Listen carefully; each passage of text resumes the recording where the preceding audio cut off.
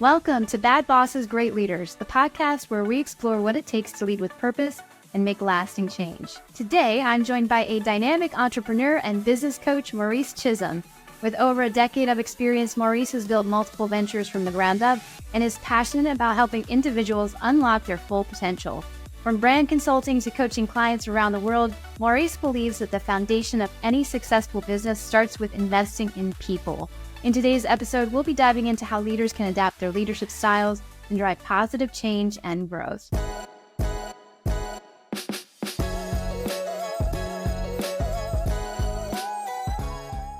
Maurice, welcome, and thank you for joining me. I had the pleasure of being a guest on your podcast, That'll Never Work, and I'm so honored to have you join me for this podcast. So let's dive in. Let's talk about your background and what brought you into business coaching. So, Rebecca, first of all, thank you very much for allowing me to partake on your podcast. I thank you very much for attending on mine. As a fellow podcaster, sometimes it's a little more difficult to be on this side than the other, but I am grateful for this opportunity. I have started in Chism Group, LLC, back in 2012. I started the organization because I was a church administrator and I saw the need for churches at that particular time, how they lacked branding overall. So whether it was their website, whether it was their logo, flyers, things like that, along with what they portrayed to the community that they served. So I started off in that space.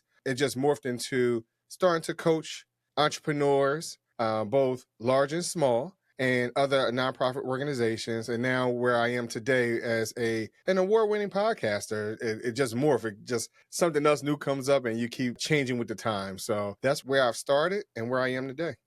I love it. And what a great transformation for you, for your business, for your podcast. We had a fabulous time chatting last time. I know we're going to really get into some great topics around leadership styles and adaptation. So one of my questions is, what in your past experience and currently have you seen is a really big need for businesses when it comes to leadership and the approach to developing leaders within the businesses? I think that starting off with the first part of that question, we as leaders need to understand flexibility and adaptability. And a lot of times based off of my own experiences in corporate America, you see one form of a leader and you kind of adapt to that. And you keep it moving to maybe the next organization you're a part of, even when you start your organization as an entrepreneur. And so now that might have worked for a period of time, but as technology has expanded, communication has expanded, so we have to be able to be more flexible as a leader. That's number one, just how technology and everything has changed. Number two, the environment for the individuals have changed. If you figure that over the last 3-4 years, how we've expanded into being virtual employees, so now these employees need a different type of attention, different type of resources. So just being able to be that type of leader that understands who my employees are and also building upon what they need, even as personal relationships, because we can't get the best out of them if we don't understand them personally as well. Now, it's hard in this virtual space, right? But I think we have to be very intentional in understanding who we're managing, who we are talking to, and that's both customers, being internal and external customers. I like that you say customers.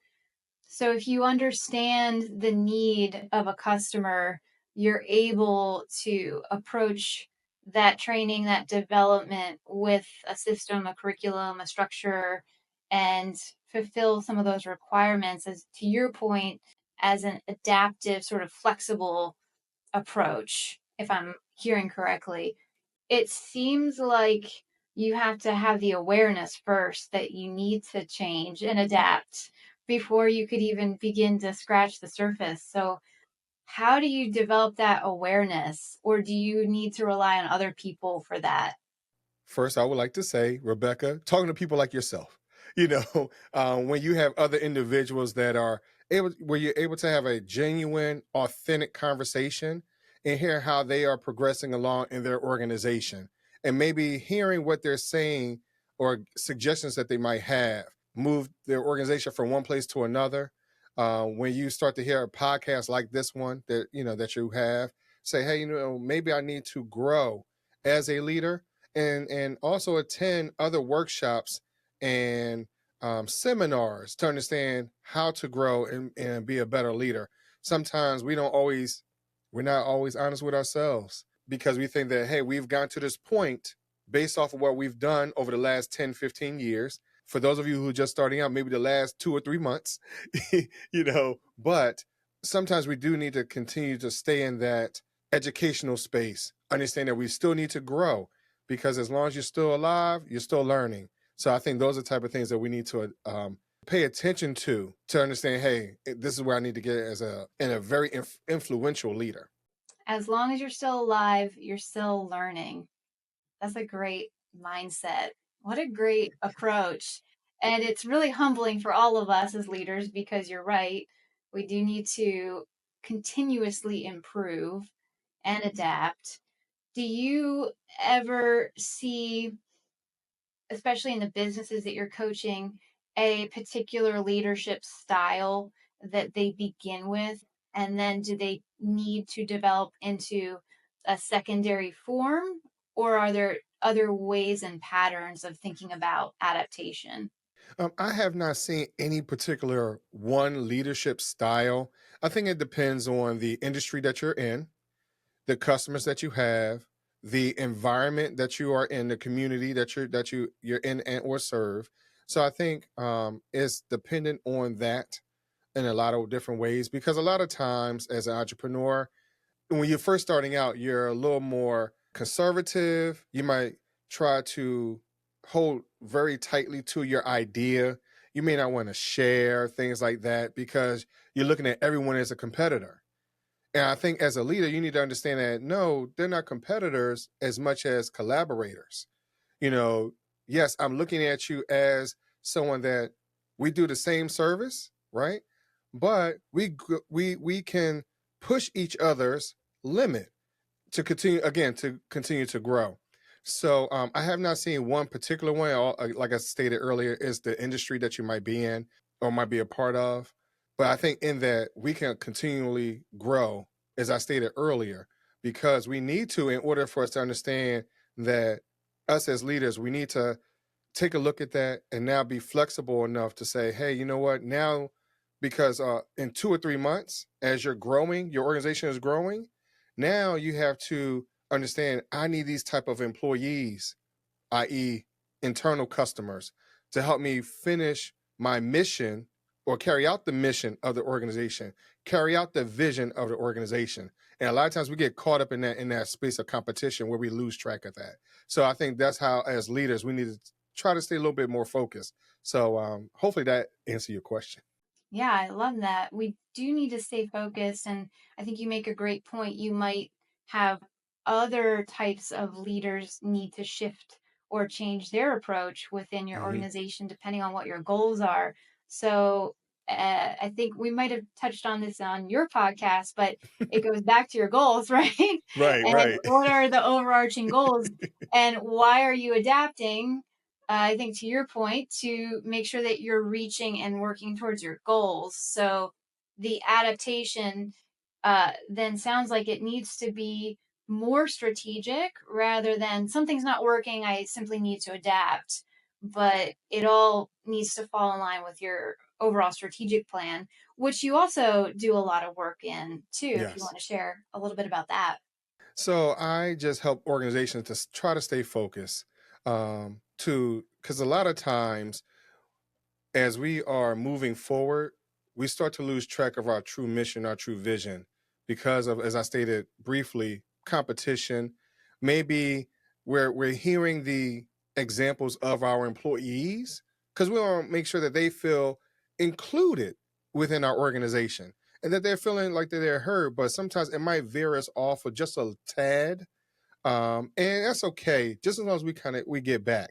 So my goal has always been to make sure that particular organization understands their true brand, make sure that they hear from back their or understand their feedback loop from their internal and external customers, to make sure that we are fulfilling what our ultimate goal is, which is helping everyone that we touch. Hopefully, we understand we can't do that to everybody, but those that we do touch, that we leave such a lasting impression, and making sure that they feel good and satisfied in whatever we're offering. When you're going through your strategic planning and giving that consultation, how do you assess or determine the adaptation that's needed in the leadership team, or maybe it's with a particular individual, but how do you assess that and help them chart a path for their own leadership style? So I'm gonna be very basic in the idea. For those of us that are business majors and things like that, let's just start with the basis of developing a true SWOT analysis, because that's just not an organizational thing; that is an individual thing. And now, how do we make sure that everyone is within the organization is moving towards the same goal, but understanding that we are powerful in our individuality as well, and that making sure that this particular individual may not be in the right department, they might be a little more suited in another place or a space or concentration. So I normally start off with a basic SWOT analysis, and then allow that to grow and manifest into whatever it needs to be at that particular time.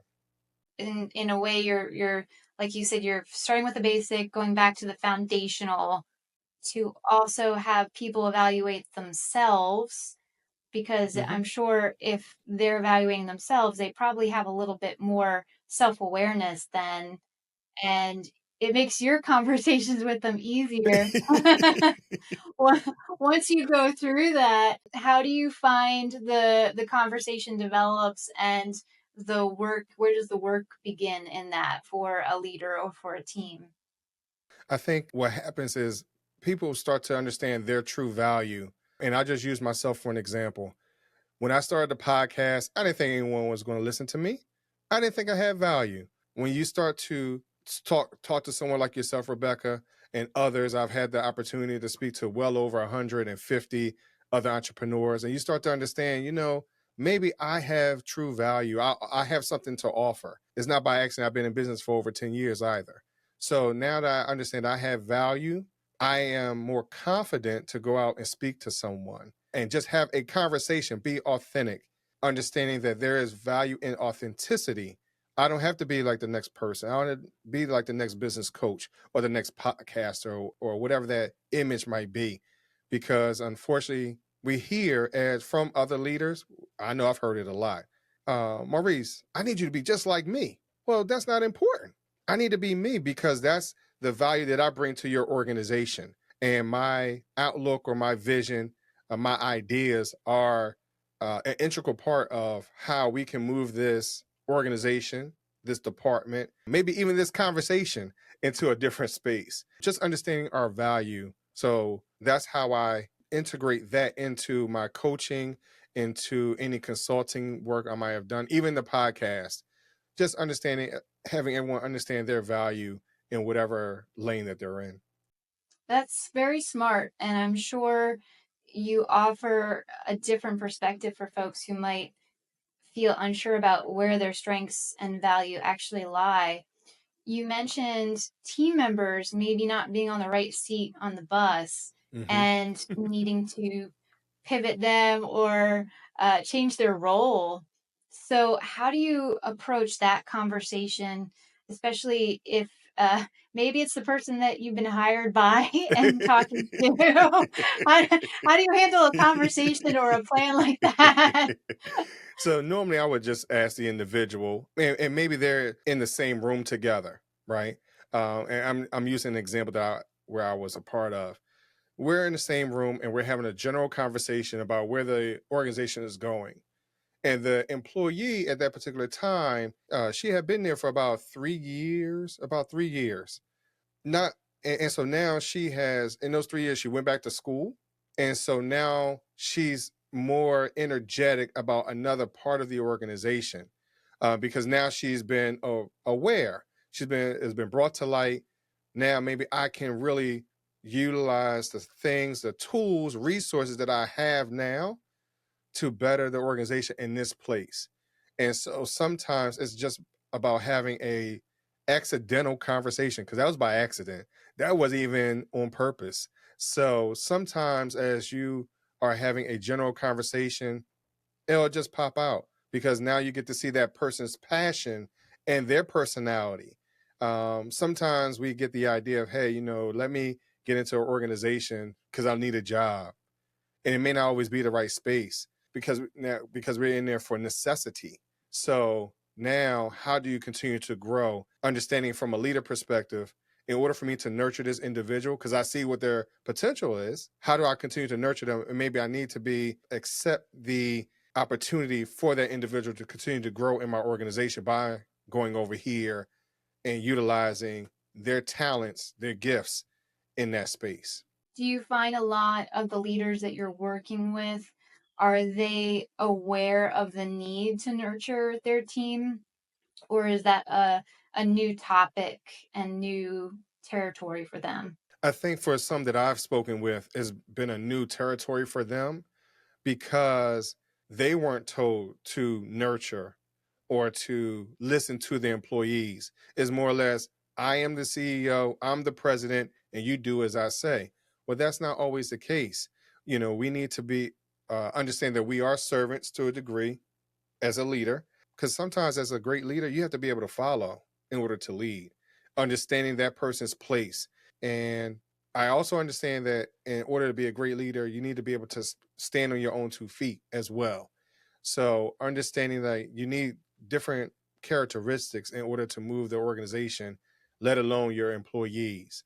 So I think those are some of the key points um, of great leadership and understanding what's needed as you're having these type of conversations across the board, because it's not going to just stop with the employee. It's not going to just stop with your external customers. It's also a conversation with yourself.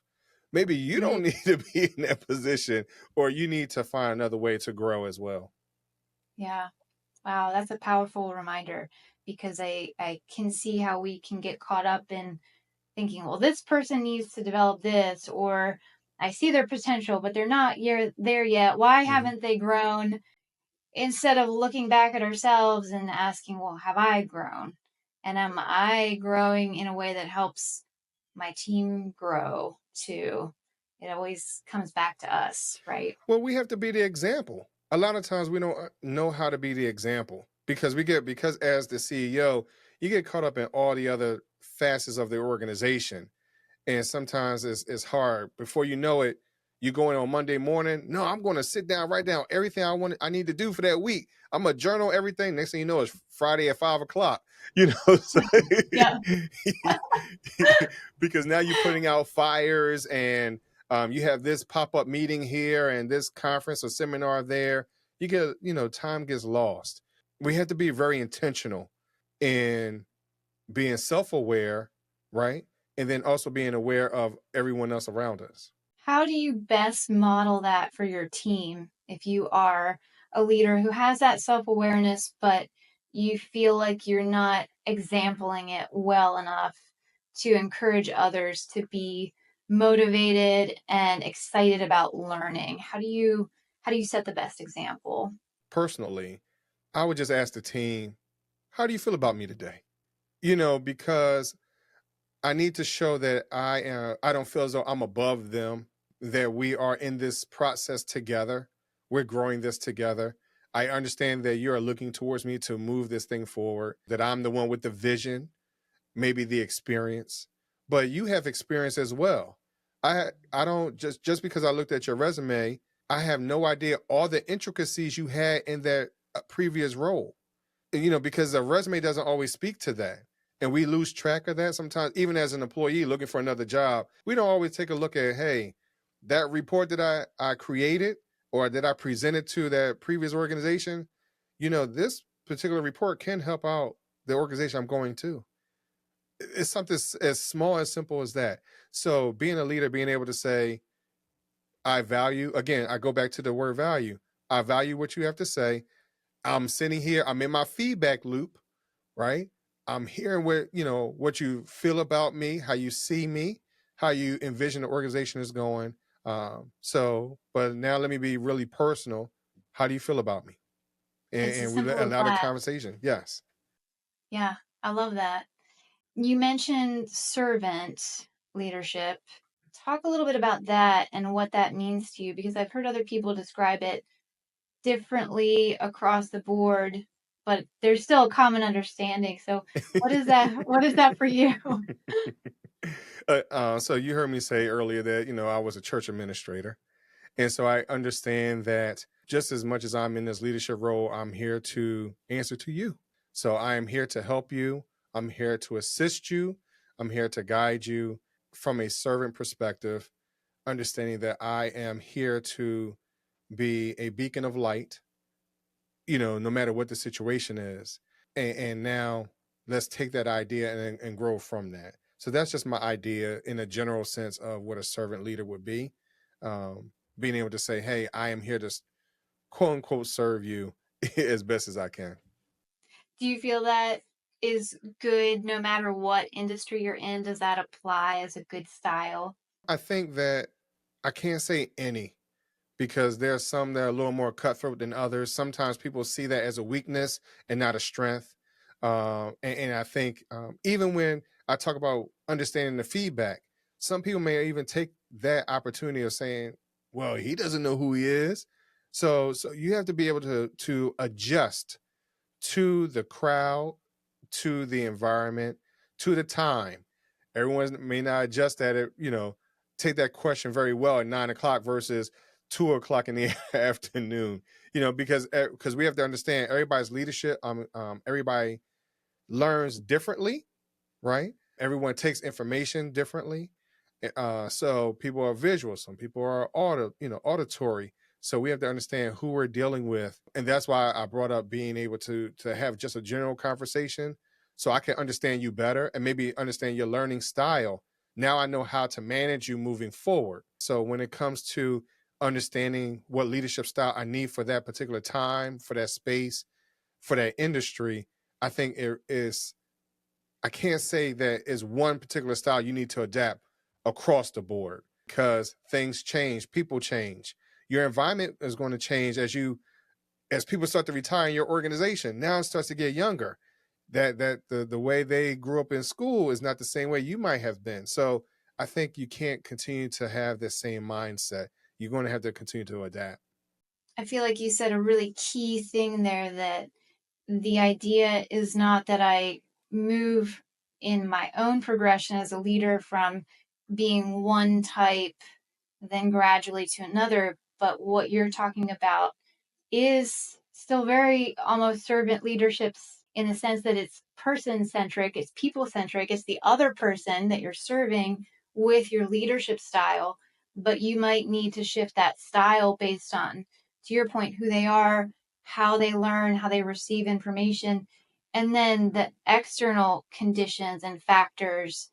If an industry is very cutthroat, I would think the military, for example, might need a very direct, no questions asked type of leadership Mhm. style predominantly. Right. You need to be able to understand what's the territory of the environment that I'm in, but then you also have to understand your people.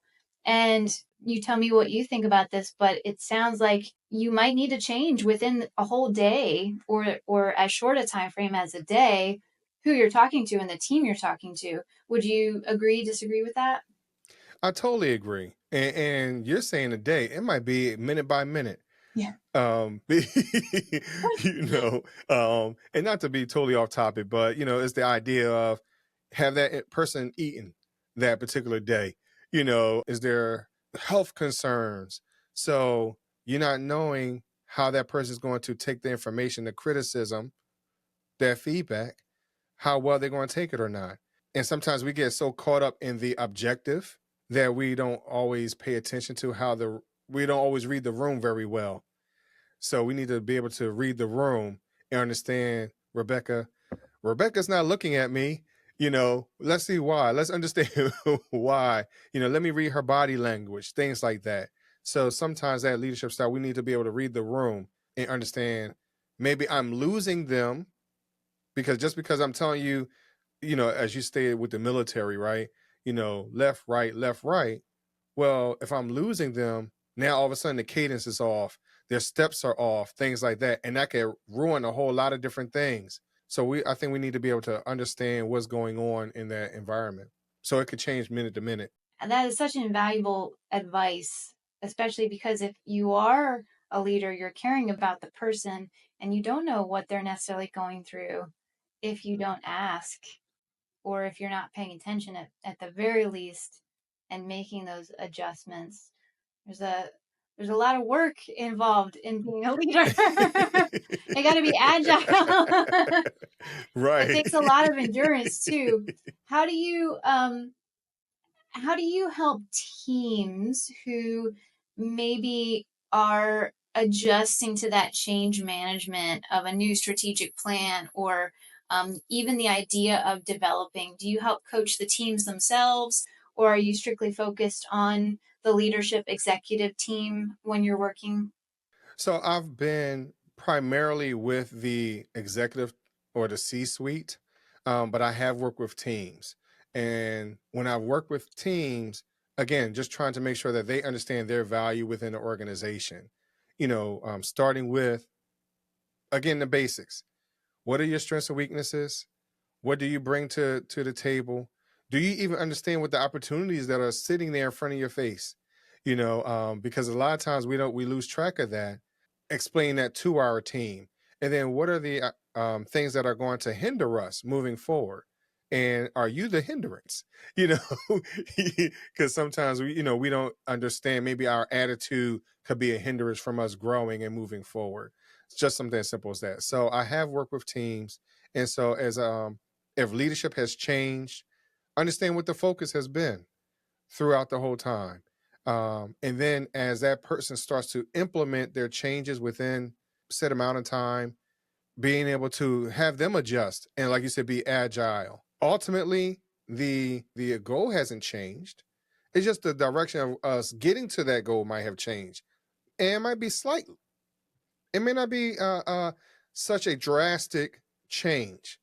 The wording might have changed, and you might have to learn that person's communication style in that, right? But we're still all moving in the same direction. We still have the same goal. The goal hasn't changed since the organization started. So those are the type of things I try to let the team understand. Things haven't changed. It's just the way that person is communicating it. Communication is so important. I would argue it's the bedrock of anything in business, right? Right. Usually, if you get to the core of it, it could be as simple as communication or as complex as a communication challenge. So when you are Right. adapting leadership styles or coaching or helping your team adapt to a new type of style or change overall, like you're talking about, and we could approach it from many different angles, but ultimately, how are you navigating the communication there? Because it is so important. And I feel like we've talked a little bit about this, whether it's in business school or whether it is boots on the ground or on the job, building the experience. I feel like there's communication is always a need to coach on communication. So, how do you address that with a leader who is adapting, who's trying to help their team adapt? So I think that we need to understand in today's world how people communicate generally. So, are we looking at text messaging, a form of text messaging within an organization? Are we looking at videos? Because again, people learn and receive information differently right now. Emails, whatever it is that helps with getting the information out there efficiently and effectively. Of course, coming and talking to an individual is probably the best. But if we look at our society right now, we don't, for whatever reason, we don't like the face to face. Rebecca, I don't understand why. But I think that's the most effective. um, so I think that we need to be able to understand all forms of communication that we have today and utilize all those forms in one way or another. And then you can start to find out which one is more effective as you see how productivity has changed, how their goals have changed. I used to work in a customer service department, so if you start to see numbers change as far as how many calls are being taken that particular day, how the rate of the customer service department of calls being correct. We had a 95 percentile where we had to meet on every single call. So if you see 95 to a 98, well, maybe I need to continue to do videos, and not speak to you directly, mix and match it as well.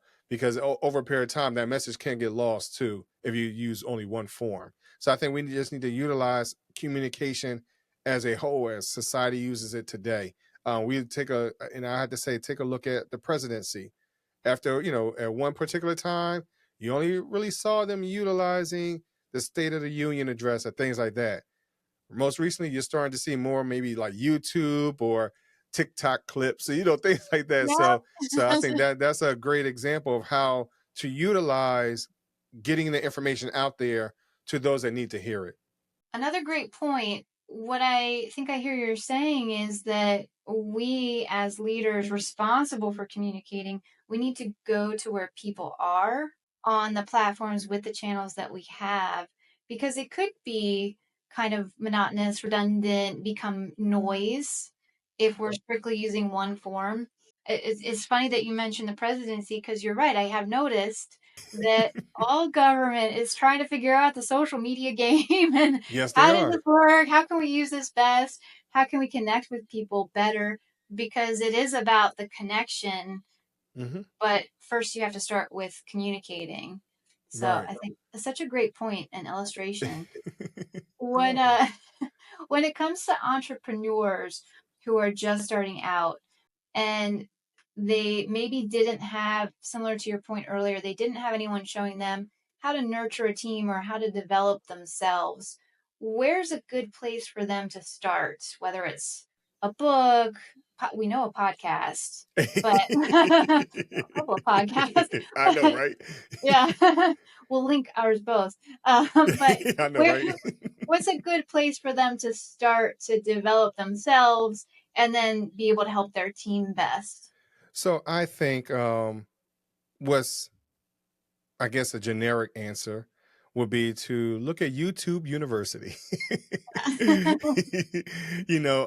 Because almost everyone has access to that. Everyone uses it. Is one of the largest search engines. So if there's anything that you're looking for, I would say you could start there at YouTube. Ultimately, you can start to look at other entrepreneurs that are relatively your size, maybe just a little larger than you, and see what resources they have or that they recommend. So for myself, I started because I was a church administrator. So I started talking to the pastors, right? So look at to the community that you're around, because sometimes we don't take in account that a pastor technically is an entrepreneur, because they have to deal with their community. They have to understand the people that they're serving. They have to understand how to get the word out there for anything, any and everything that they're doing. So I don't want you to discount the community that you're already a part of. And then ultimately you'll grow from there, because every opportunity that you have is a learning opportunity. There's nothing that's wasted. You just have to be able to recognize it as such. I love that. And that's a great segue too, because one of my core philosophies, mindsets is that anyone can be a leader. You don't have to have a title to be considered a leader, and it can extend and should extend into your community with your circle of friends and family and beyond, your neighbors and beyond. So how would you address someone who wants to be a leader, isn't the entrepreneur necessarily, isn't necessarily starting a business, but how could they get started being a leader and learning how to adapt their own style for any given situation? First, I would like for that individual to ask why. Why you want to be a leader?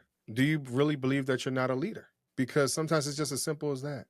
You know, who are you gauging leadership with?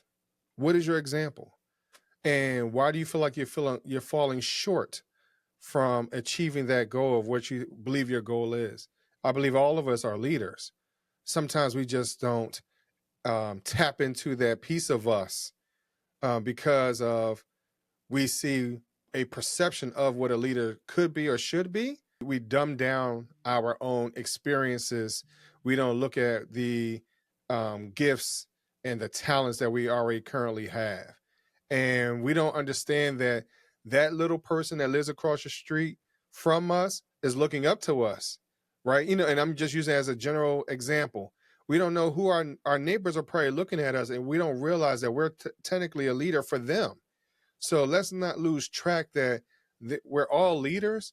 We just don't always understand who's looking up to us in that leadership role because they may not have shown themselves. So how I would encourage someone to say, "You're already a leader. Let's just walk in it." I love that. That's great encouragement and advice. And then you start to realize too from that we're always on. We're always demoing what it means to be a leader. So the work is never done, but it's good work and it's impactful work and valuable. I love that you go back to value because I think that's so important. When it comes to, the value that you give your clients, what's something that you want them to know to prepare for when you go into those discussions around value, around adapting styles and change? What's something that you would say or share with them to get them prepped? With them, let's take an honest look at it yourself. Again, it's the basic. It's not rocket science. Let's understand who we are. Let's understand where we're going and what avenues have we chosen thus far to get there. So now let's take an honest look at that. Let's try to be as honest as possible because sometimes it's hard to look in the mirror, right? Let's try to be as honest as possible. And so now let's try to move forward and understand what the steps are because I don't think that there's a magic way of getting there because every organization, every industry, there's something different. And as I stated earlier, it's the community. Every community is different unless and even if we have the same store, right? Same type of store on the north side of the corner and the south side of this particular corner. It's still two different communities. You're across the street. Some people may not want to go across the street to your store. So are you offering that? So understand that person wants to purchase. So understanding what is our community and how we're effective in that position, no matter if our quote unquote competition is directly across the street from us. Maurice, I think we're going to have to do a part two where we talk about adapting and then community building because that's one of the next steps, right? Is you've adapted to serve others, and then how are you bringing people together? I think that was beautifully put. Who in your career life exampled what great leadership is? You don't have to name them by name, but you have someone in your life that exampled that for you and changed your life for the better? I don't have. I can't say I have one individual because I learn as much as I can from everyone. So um, have I studied people along the way, maybe more than others? I might have. To like you said, to name them right now, I don't have an idea as of right now. But from being a podcaster, like I said, I've interviewed over 150 people, right? Everybody has a different lifestyle, a leadership style, and a career style, all the above, and how they inspire others, things like that. And I have learned something from every single person. And I think that's the part of being able to be flexible and hearing how people have learned, how they have matured and grown in their position, and we understand that they're all saying the exact same thing. No one's saying anything different. It's just the way they communicate. It's the choice of words that they utilize in that space. So I cannot say one particular person. I have to say people that I have surrounded myself with. It's the idea that you're the sum of your breakfast table, right? Those are the people that you talk to the most. So I would say my breakfast table, which is the podcast, is my community, and those are people that I'm influenced by right now. So if you feel as though you're the smartest person in the room, of course, change the room, change the table. Get up. It's no longer to sit at that lunch table anymore. Go to another lunch table, right? So change the environment and make sure that you are around individuals that can help you grow. So my influence right now are people like yourself, Rebecca. Oh, Maurice, I love that. Thank you. It's so You're kind. welcome. And even more reason why this audience should definitely go and listen to Maurice and his podcast, because you will get a hearty breakfast chock full of great nutrients for your leadership, your business, your strategy, whatever you're looking for. I know, Maurice, you have talked to amazing guests, and I've definitely benefited from listening to you and your Thank guests, and you, I hope Rebecca. other people will too. How can we find your podcast? Where would you like people to visit? And how can they learn about you and work with you if they would like your help? Sure. So I know we've mentioned the podcast often, during this episode, but the name of the podcast is That Will Never Work Podcast. And when you look up never as NEVR, work podcast. And an interesting story about that. That was is named that way because people said they didn't like the spelling, things like that. But there's a more personal aspect of that. And this is where people need to find their inspiration, something that's personal. So that way you have passion behind what you're doing. And unfortunately, I had a family member that told me that it wasn't going to work. It wasn't going to happen. So that's the idea of the name of the podcast. And we're changing the narrative that it is going to work. We are going to affect millions of people just by understanding our value in what we're doing, what we're presenting. So with that will never work podcast, or you can always go into Apple or somewhere else and just put in my name, Maurice Chism, MauriceChism. You can also find me on my website, again, mauricechism.com. And Rebecca, thank you very much. I appreciate that. Thank you so much, Maurice. I know we'll have them linked below for our audience to find out a little bit more about you, listen to the podcast. I hope your family member have realized your achievement, because it has been a great achievement. I definitely enjoyed myself, not just this time, but on the last time too. We always have such great conversations. So Most thank you so definitely. much for the honor of joining me and sharing your insights and all of your wealth of experience. I know we could have plenty of other conversations. So I hope you will join me again, because there's more to do. There's more work to do for all of you listening. Remember, leadership is not just about holding a title. It really is about constantly learning and adapting and empowering those around you. So until next time, this has been Bad Bosses, Great Leaders, keeping up and leading with purpose. So thank you all for joining us. Thank you, Maurice. Thank you.